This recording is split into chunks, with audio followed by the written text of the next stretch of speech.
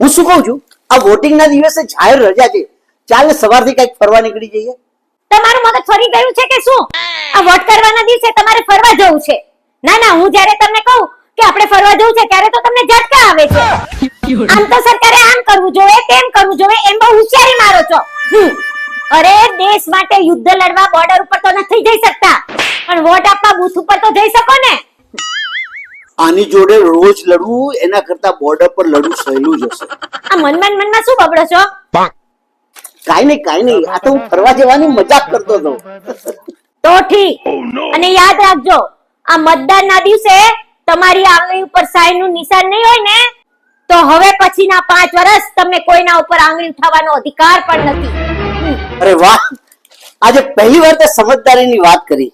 અને મિત્રો, મતદાન જરૂરથી કરજો. યોગ્ય વ્યક્તિને કરજો.